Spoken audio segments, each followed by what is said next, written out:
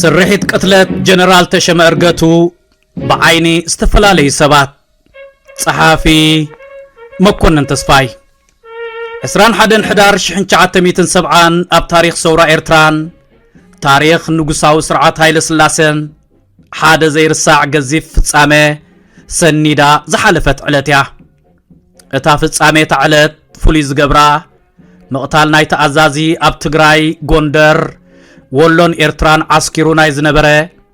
استات شمون تشح زخون سراويت منغستي ايتوبيا زخونه خالاي كفلو طور مالت كالاي كفلو سراويت جنرال تشم ارغتو طرح زيكونه دحيرو نصعبه اب تاريخ حزب ايرترا ابي بسلاز قدفه ببزع استقتلو غفعات ايرتراويان سرعات ايتوبيا اب قداماي درجه ناي سرع هلقيت استات حدش حزب عدتات عنان بسيك ديران مبغسي بمخانيو بجكازي امول ايرترا ناي حصص غزي اواج كوجن كلو عدتات كاب كباب صرغيا ازين كيرحقا مالت ناب صرغيا قربا زبل وسانه تمحلاليفو حيال عدتات نديدنن باديمننين قدمنا بتسرحيت مقتال بزرزر مئتاونا سلمنتايو قتلت الز جنرال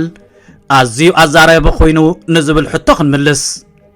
مقتال جنرال تشم ارغتو اتني ايرترا خاب غوبوتا ايتوبيا حران مغبار استبغس سورا تشعات عمت اوصيرو لابز نبره غزي يفصم دامبر قدميون دحريون اب تاريخ ناي 30 عمت برتاو تغادلو حزب ايرترا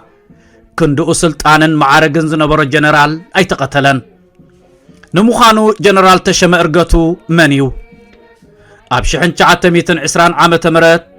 بلكع نمخان بعل 30 تقمتي شحن 913 اقصاصرا غئز اب اديس ابابا كاببو اتو ارغتو تخلا ارغاين اديو ويزرو ولتن كيل چرين استولد جنرال تشم ارغتو دحر مززام كلاي درجه كسا ايتوبيا خام مغزات طاليان ناصا خوينا نغوس هايل سلاسي كابناي عد انجليز سدتو بحاجز انجليزاويان داغماي ناب زفانو زملس اوشت هاجرن اوصان مس فرنساويان ينيرو نغوس هايل سلاسي داغماي بتر سلطانو اب ايتوبيا مستركبه ايخا اب نوس عدميو ابت بخبر زبعኛ ተባሂል ዝፍለጥ ዝነበረ ሰራዊት ሃይለ ስላሴ ጉቦ ወታደራው تعليم ድሕረ ሙሳድ ክጽምበር ክኢሉ ኣብ ሰራዊት ንጉስ ሃይለ ስላሴ ተጸምቢሩ ኣብ 22 ዓመቱ بمعارك حلقه 100 ጀሚሩ ካብ ግዜ ናብ ግዜ بزرئيو ዝነበረ ውሕሉል ወታደራው ብቕዓትን ስነ ምግባርን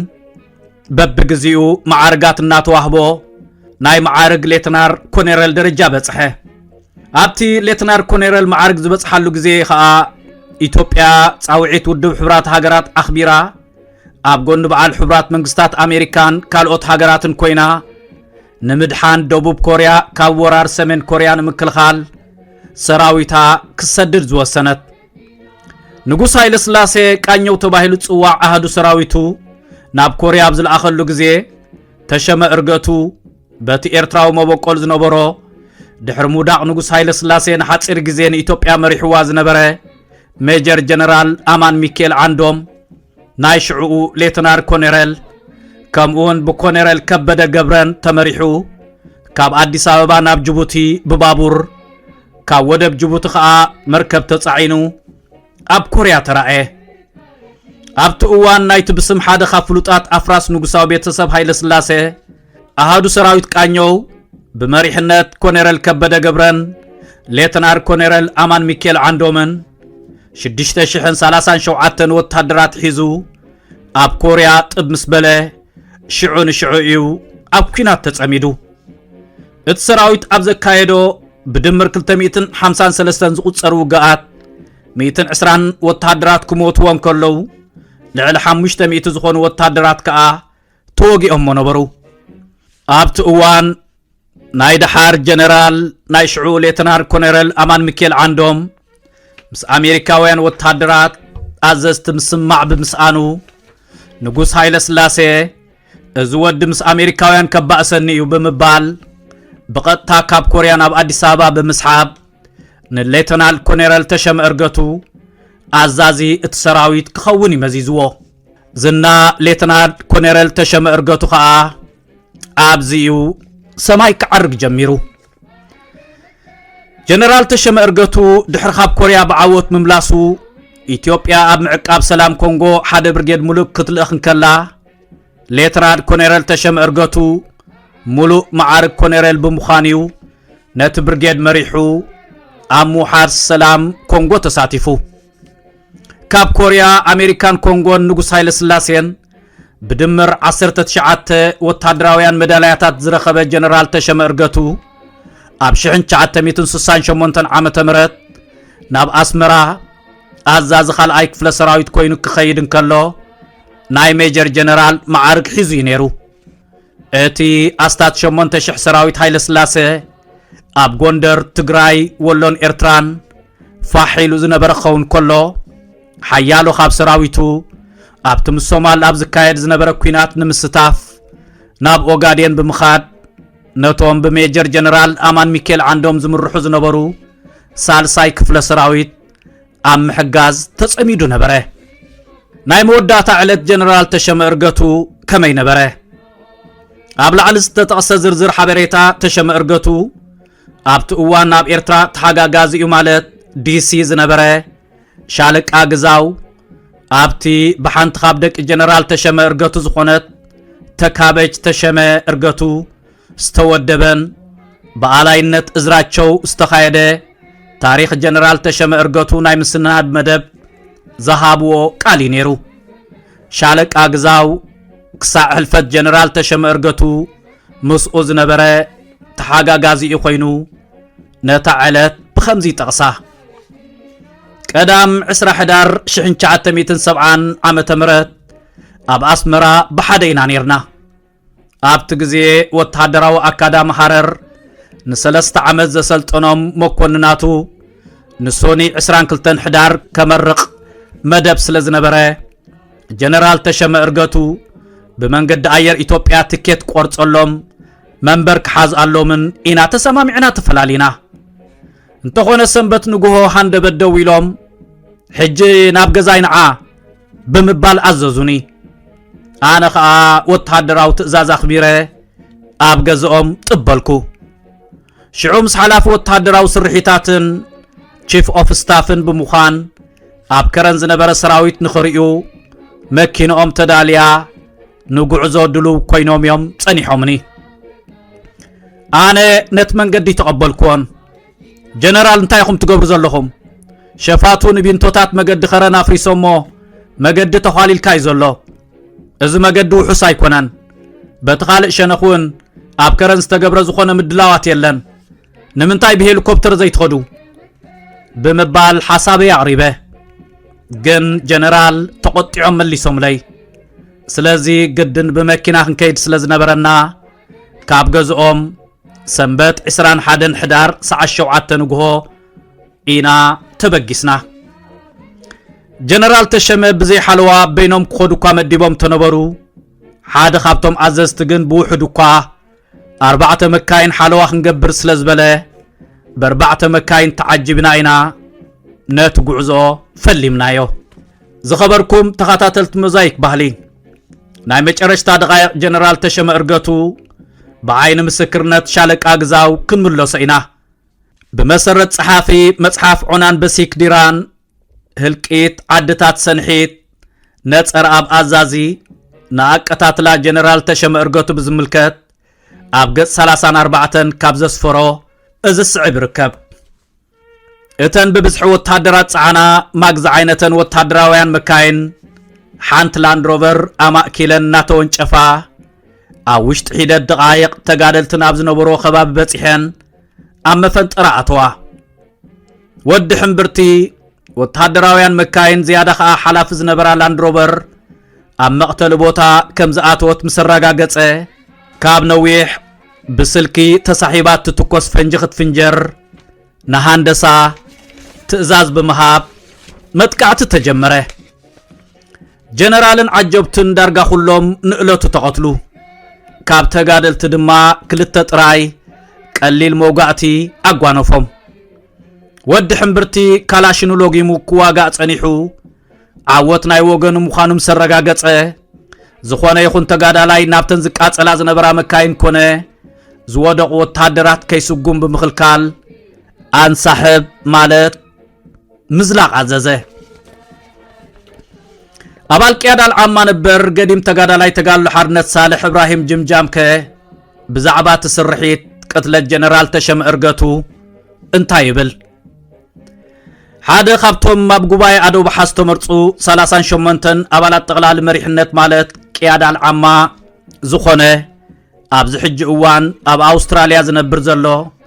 ገዲም ተጋዳላይ ተጋድሎ ሓርነት ሳልሕ ኢብራሂም ጅምጃም ብዛዕባ ትስርሒት ምጽሓፍ ዓምር ሳሌሕ ሓጎስ ጸሓፊ መጽሓፍ ታሪኽ ህይወት ስውእ ማሕሙድ ኢብራሂም ሸክኒ ኣብታ ኢኮስ ኦፍ ብሬቨሪ ዘርእስታ ብቋንቋ እንግሊዝ ኣብዛ ሒዝናያ ዘለና ዓመት 2025 ኣብ አውስትራልያ ዘሕተመ ዓባይ መጽሓፍ ኣብ ገጽ 199 ክሳዕ 200 ጅምጃም ከምዚ ይብል። እቲ ስርሒት ንምቕታል ተሸመ እርገቱ ተወጢኑ ዝተገብረ ይነበረን።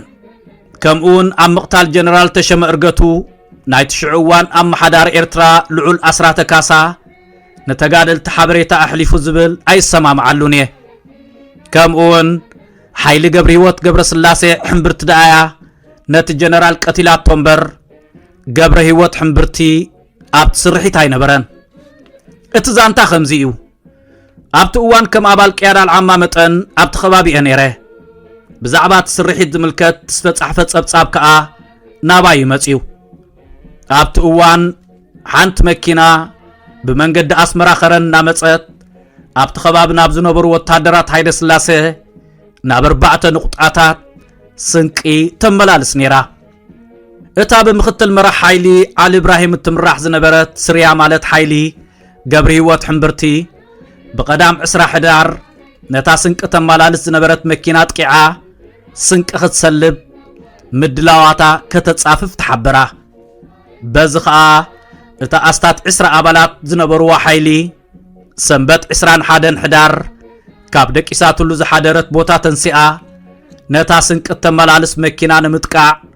ምቁማት ጀመረት። ኣብዚ እዋን እዚ እዩ ናብ ጽርግያ ኸረን ኣብ መንጎ ባልዋን ሃብረን ቀቓን ዝነበረ ቦታ ብኽሻፋ ዘቋምት ዝነበረ ዋርድያ ዝወፀ ሓደ ተጋዳላይ ንምእማኑ ዘጸግም ትርኢት ከም ዝረኣየ ዘስተባሃለ ወይ ሓንቲ ስንቂ ጽዒና ክትመጽእ ተጸበይዋ መኪና 5 ኮይና ሓንቲ ካብኣተን ባንዴራ ኢትዮጵያ ተንበልበል ዝነበረት ንእሽቶ መኪና ነበረት። እቲ ክሻፋ ሒዙ ሓለዋ ወፂ ዝነበረ ተጋዳላይ ብቐጥታ ንኣዛዚኡ ሹፍ ኣብ ክንዲ ሓንቲ መኪና ሓያሎ መካይን እየን መፅየን ሓንቲ ካብአን ከዓ ባንዴራ ዘለዋ ንእሽቶ መኪና እያ ብምባል ነቲ ዝረኣዮ ትርኢት ንምክፋል ክሻፍኡ ንኣዛዚኡ ዓሊ ኢብራሂም ሃቦ። ዓሊ ኢብራሂም እቲ ብክልተ መዓጓጉርቱ 3 ነዊሕ ጥባሕ ማለት ሽሉቅ ዝነበሮ ኣብ ሰራዊት ሱዳን ተዓስኪሩ ዝነበረ ምኩር ወታደር ነቲ ብክሻፋ ዝረኣዮ ትርኢት ቁልጡፍ ስጉምቲ ንኽወስድ ቀሰቦ። ዓሊ ኢብራሂም እዚ ላዕለዋይ ሓላፊ ክኸውን ኣለዎ። ኣብ ንእሽቶ መኪና ብቕድሚትን ድሕሪትን ብወታደራውያን መካይን ዝዕጀብ ኣብ መኪንኡ ባንዴራ ዘንበልብል ላዕለዋይ ሓላፊ እዩ። ያላ ተዳሎ ኩልኻ ተኽስኻ ናብታ ንእሽቶ መኪና ግበር፣ እታ ዕድል ሕጂ እያ፣ ነዛ ኣጋጣሚ ክንጥቀመላ ኣለና ብምባል ሓይሉ ብዘለዎ ሓይሊ ጎያ ናብ ጽርግያ ከም ትበጽሕን መቕተሊ ቦታ መሪፃ ከም ተድብን ገበረ። ከምቲ ዝተመደበ መካይን ናብ ባልዋ ምስ በጽሓ እቶም ኣድብዮም ዝነበሩ ምዑታት ተጋደልቲ ተሓኤ ናብታ ንእሽቶ መኪና ተኽሲ ኸፈቱን ጽዑጽዕ ውግእ ኣካየዱን። ጀነራል ተሸመ እርገቱ ኣብ ርእሱን ካልእ ኣካላቱን ብዘጋጠሞ መውጋእቲ ኣብቲ ተኽሲ ተቐተለ። ከም ዝገለጽኩልካ ገብሪ ህይወት ሕምብርቲ ጅግናን ተባዕ መራሕን ይኹን እምበር ሸዓ መዓልቲ ኣብታ ስርሒት ኣይነበረን። እቲ ስርሒት ምኽትሉ ዓሊ ኢብራሂም ይካይድዎ። ጅምጃም ብዛዕባቶም ተጋደልቲ ንጀነራል ተሸመ እርገቱ ከም ዝቐተሉ ይፈልጡ ነይሮም ዶ ንዝብል ሕቶ እቶም ተጋደልቲ ስም ተቐተለ ጀነራል ድሕሪ መዓልታት ናይቲ ስርሒት እዮም ፈሊጦም ይብል። ዝኸበርኩም ተኸታተልቲ ሞዛይክ ባህሊ ስርሒት ቅትለት ጀነራል ተሸመ እርገቱ بأجلالصا كلت مصحفت مالت عنان بسيك ديران هلقيت عدتات سنحيتن كم اون إيكوس أوف بريفري إذ استقلت أخوينو من جنرال تشمرغتو كم تحقا غازيو تمديبو نخل نطفتاتو زكتاتل زنبرن أبتا مكينا مسؤوم ست جنرال زنبرن شالك أغزاو دحر أستات 5 عامتات نايت فصامي زهابو أبتي بقوال جنرال تشمرغتو تكابج تشمرغتو استودب مدب بقالو كم زيبل سلام ماماتاچو ከማማታቸው 3 ቀን በፊት ሐረር ሚሊተሪ አካዳሚ ግራጁዌሽን ስለነበረ ግራጁዌሽኑ ላይ ለመገኘት ኢትዮጵያ ኤርላይንስ ቡክ አስደረገኝ ብለው ስለነበረ ቅዳሜ ማታ ስንለያይ ሰኞ ቡክ እንደማስደርግ ነግሬያቸው በዚህ ተስማምተን ሳለ በድንገት ወጣት ሚሊተሪ ልብስ ለብሰ እንድትመጣ ብለውኝ እዛ ቤታቸው ሲሄድ የመረጃ መኮንኑን ኦፕሬሽን ኦፊሰሩን እና እኔ እዛ ተገናኘንና ለምን በእንትን ይሄዳሉ ይሄ ከአስመራ ከረን መንገድ ያለው በወንበዴዎች ድልድዩ ሁሉ ፈርሶ ባይፓስ ወይም ደግሞ በጎን የልፍ መንገድ ተሰርቶ መኪኖች ሁሉ እንዲሄዱ ተደርጓል እና መንገዱ ሴፍ አይደለም እና እርሶ በዚህ በመኪና ሊጓዙ አይገባም ሁለተኛ ደግሞ ከረን ላይ ምንም የተደረገ ነገር የለም እና እርሶን የሚያስኬድ ምክንያት ስላልተፈጠረ ብለን ብንላቸው እሳቸው በቁጣ መንፈስ እንትን ስላሉ በሄሊኮፕተር ከመሄድ ይልቅ በመኪና ሄዱ ከዛ ከአተክለዛንና በኤላበሬድ መካከል ልብ ትግራይ በሚባለው ጠመዝባዛ ቦታ ድልድዩ ወንበዶች ድልድዮችን ሁሉ ባፈረሱበት ቦታ በዛ ስንሄድ ከኤላበሬድ በላይ ኤላበሬድ ለመድረስ 2 ኪሎ ሜትር ሲቀረን በአደፈጡ ወንበዶች ተኩስ ተከፍቶ እሳቸው እዚህ ደረታቸው ላይ ተመተው ሲሞቱ እኔ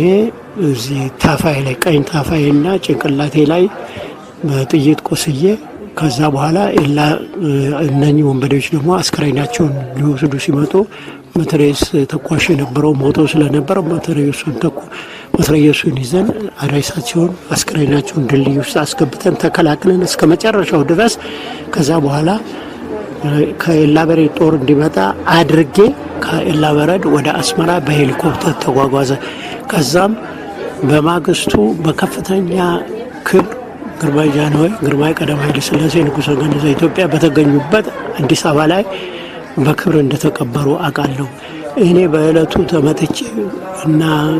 እግሬና ጭንቅላቴ ተመትቼ ስለነፌንት ስላረኩ ሆስፒታላይዝ ሆኜ ከወር በኋላ ወጣሁ ከወር በኋላ ስወጣ ያው ከወግሮን እና ስለሳቸው ትርጉም ናይት ምስክርነት በትግርኛ እዝስዕቢው አመንጎ አተከለዛንን ዒላበር ዕድን ዝርከብ ልብ ትግራይ ተባሂሉ ኣብ ዝፍለጥ ውይዋይ ሸፋቱ ቢንቶታት ኣብ ዘፍረስሉ ቦታ ቅድሚ ዒላበር ዕድ ማለት ናብ ዒላበር ዕድ ክንበጽሕ 2 ኪሎ ሜትር ከተርፈና እንከሎ ኣድብዮም ብዝጸንሑ ሸፋቱ ንሶም ማለት ጀነራል ተሸመ ኣብ ኣፍልቦም ክህሮሙ እንከለው ኣነ ኣብ እግረይን ርእሰይን ብጥይት ተሃሪመ እቶም ሸፋቱ ንሬሳ ጀነራል ክወስዱ ክመጹ እንከለው ብሬን ሒዙ ዝነበረ ናትና ወታደር ተሃሪሙ ሞይቱ ስለ ዝነበረ ነታ ብሬን ሒዝና ነትሬሳ ናይ ጀነራል ናብ ቢንቶ ጎቲትና ብምእታው ነትሬሳ ክሳዕ መወዳእታ ተኸላኺልና ካብኡ ካብ ዒላበር ዒድ ሰራዊት ከም ዝመጸና ገይረ ሬሳ ጀነራል ብሄሊኮፕተር ናብ አስመራ ከም ዝኸይድ ገይረ ብድሕሪኡ ንጽባሒቱ ንጉስ ኃይለ ሥላሴ ኣብ ዝተረኽቡሉ ናይ ስነ ስርዓት ቀብሪ بدموق أجباب أب أديس أبابا كم زقبرو جرأ أنا بيت محرم تحلواتي سلت أفعني أب هوسبيتال سلت دك أسكو دحري ورحي كاب حكم الناوت مدام دمتا سنبت عسران حدن حدار تأبو شمون تولدات مالت أبو حمشت دك أنستيون سلست دك تبعتيون زخونة بعال حدار ود 50 ዓመት ላዕለዋይ በዓል ስልጣን ኣብ ደቡብ ኮርያ ኣብ ዝተኻየደ ሓያሎ ውግኣት ዝተዋግአን ዘዋግአን ኢትዮጵያ ትምክሓሉ ዝነበረት ጀነራል ተሸመ እርገቱ ምቕታሉ أملا إثيوبيا عبسن بعد خفتر كله نصورة إرترا خا عبفنان من بارو زكاة عي مسلنن أبن صورنت نايت حبريتا قلف للي كمزلو أبلا علي أبستوهابت مسكرنتات تخطاتيلكم واللخم اتن عبيت فلليات بحالا من جنرال تشم ارغتو نخلت عامت حاقا غازي اخوين السرح شالك اغزاو مقتال تشم ارغتو ابت اوان زبحال زنبر بمبال سالساي حلافنا يتكفلت اور ناب تقادل تتحقي حبريتا محلاليفوم مسلعول اسرات كاسا مسمع عين برومن كالؤون بعلوم نقوس هاي لسلاسي هبوبنتن تفتاونتن جنرال تشم ارغتو نسلطانهم زسق خوينو كرخبو سلازخلو كاقتلوا يخليهم ميزبل اتسرحيت نمسلاب سنق خمز نبرن علاماتهم تقادلتي نحانت سنق تمالالس مكينا نمتقع كمز نبره دحر اوغن بانديرا زنبلبلت بوتهدراويان مكاين استعجبت نيشتو مكينا مسرعايو نمقتال لعلواي حلافي كمز وسنو ابال قيادال عما نبر صالح ابراهيم جمجام قليت ويو اتخاله نطبي سراويت تحقي بوحدات حيلتات توديبو ابز قالو سولو زنبره اوان حانت خابتن حيلتات حيل 333 مريحو بلعول جغننت زواغا زنبرن بعصر تغلت حدار 1976 اب حجاز ابز تقبر خوينات استسوون قبر هيوت قبر سلاسي حنبرتي اب تسرحيت كم زنبره مقتلت الجنرال تشم ارغتو بزينا مسمعه كازنا ملوء طيت نابلع لتوكيسون نخالاشنو قتالي الجنرال يلو صحيفلان كوم إلو يصوعان يرزبل اب مصحف عنان بسيك ديران كغلص كلو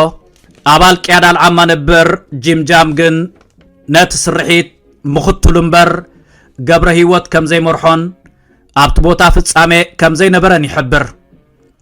كال اب مصحف عنان بسيك ديران جنرال تشم ارغتو كونيرال كوينو ناب إرترا تمديبو زبل حبريتا أعماني أي مسلن مغنياتو جنرال تشم ارغتو أبشحن شعاتميتن سوسان حدن ناب كونغو عقاب سلام سراويت مريحو كخيد كلو ملوء كونيرال منبارون كدم ناب إرترا ممدابو بمعارك بريغادر جنرال مختل أزاز رابعيك فلسراويت كوينو كم سرحن أبشحن شعاتميتن سوسان شمونتن عامة مرت ناب إرترا كم أزاز خالايك فلسراويت كوينو كم الدب كله ناي ميجر جنرال معارق حيزو مخادون ابت بقوالوس تقبر ناي مسنات تاريخ مدب ناي قربا مسارحتو بعال شالك اغزاو قليت اميوم اب سرحيت مقتال بجك حيل قبري وتحنبرتي ابالات هندساون كم استساتفو بروحو قمر تحيب كاستو كوس فنجيروم نتا مكينا ناي جنرال تشم ارغتو هاريمو مازبل اب مصحف عنان بسيك ديران سفيرو زل حبريتاون جمجام يخون شالك اغزاو بزعبا مكينا جنرال بفنج مهراما زتقصو حبريتا يلن كالي قتل الجنرال تشم ارغتو بوت اندو بوز بزبلاكا تعرقستي كابتوم 30 شومنتن ابالات قيادال عماز نبرو اتوم كلتا مالت جمجام ام مصحف ايكوس اوف بريفري تسفاي تخلقا ام مصحف عنان بسيك ديران قد 30 شومنتن تتقيسو خمزلو بزعبا قعزو جنرال تشم ارغتو اقدمهم زفلطو نجر كم زي نبره جنرال كم تقتلون دحيروم كم زفلط يزغلص يخون امبر مسعود ادريس زبحال اب تسرحيت مرح غانتا خوينو تساتفه بدرو كاب عندر كبغوسط حيزوم كاب اسمراز مص لعلواي حلافي دبيا خنغبر مخانايو تحبيرونا يبل زخبركم تخاتاتلت موزايك بحالي نسرحيت قتلت جنرال تشم ارغتو نمصحفتي ايكوس اوف بريفري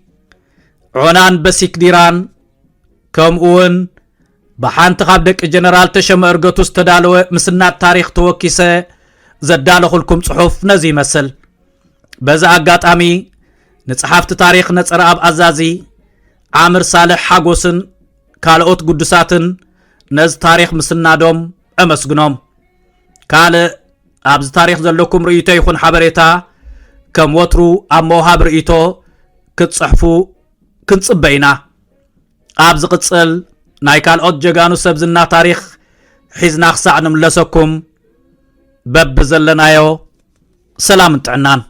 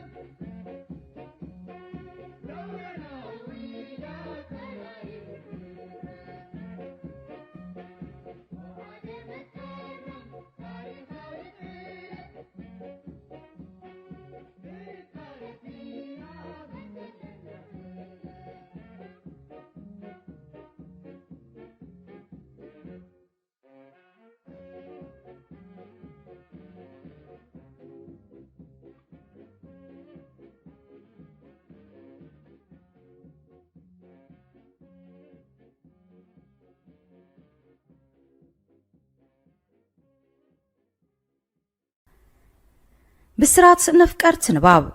مصحفتي إرتراويان أوصا هاجر أبي كنركب نخلي لكم تشجروا السبات وحدات سايكونكمن نزف التحن من داي بزتخالمت أن أوشت هاجرنا وصا أن زحتم مصحفتي ناب أنببتن مقراب نزح على فشم وانتعمتات كي تحللوا كابز سرحة تكالات بقدام نتسرع سميات محتمن مكفال مصحفتي إرتراويان يوم أمربب حبريتا سميات.com ناب أمريكا كندا هاجرات إيروبان زلاخو لعلي 450 عينت مصحفتي بأشحات قدحات يركبهم سميات مشطا مصحفتي مبوقلاوያን مصحفتي بناي ترجم مصحفت توحيطم كيترفو زي تأدن تعري يكايد مرأያ ናይ ዝኸኣ ታሪኽ ህይወት ሓርበኛ ቦና ወልደ አብ ወልደ ማርያም ትኮ ይሕደጎ ኪዳነ ክፍሉ ዓብደል ቃድር ከቢረ ሼኽ ኢብራሂም ሱልጣን ዶክተር ፍጹም ገብረ ስላሴ ጠበቃ ጸጋይ ኢያሱ አዝማች በርሀ ገብረ ኺዳን ብላታ ካሕሳይ ማሉ ጀነራል አማን ዓንዶም ብርሃን አብ ጸልማት ወዘተ ዝኣመሰሉ ልዕሊ 35 መበቆላውያን መጽሐፍ ተሕቲሙ ኣብ ምክፍፋል ይርከባሎም ሰማያት መሸጣ መጽሐፍቲ ዝርግሐ መጽሐፍትን ምድንፋዕ ንቕሓት ኤርትራውያን ክብን ምባልን ንኤርትራውያን ጸሐፍትን ደረስትን ምትባዕን ኣብ መላ ዓለም ምስ ዝርከቡ ኣብ ምሻጥን ምክፍፋልን መጽሐፍቲ ኤርትራውያን ዝነጥፉ ውልቀ ሰባትን ትካላትን ተረዳዲኡ እናሰርሐ ንዕብየት ስነ ጽሑፍ ሃገርና መሪሕ ተራ ምጽዋት ይርከብ ናይ ቅድምን ሓድሽ መጽሐፍትን ምርካብ ምርጫኹም ኣብ ሕቡራት መንግስታት ኣሜሪካ ንዝመደበሩ ሰማያት መሸጣ መጽሐፍቲ ይኹን ምርጫኹም ዘዳለኹም መበቆላው ጽሑፋት በመልክዕ መጽሐፍ ናብ አንበብትን ምቕራብ ሰማያት ምሕታምን መክፋልን መጽሐፍትኹም ብዝደለኹም ዓይነት ወረቐትን ገበርን ብርትዓዋ ጋሕቲሙ ከረክበኩም ይኽእል ማኣስ ዝጥራሕ ጽሑፍኩም ክኢላ ቋንቋ ክሓልፎ ሓገዝ ኣርትዖትን ንድፊ ገበርን ዝሰርሑልኩም ክኢላታት ኣብ ምርኻቡን ሓገዝ ክንገብር ንኽእል ብጽሑና ብስራሕና ክትዓግቡ ኢኹም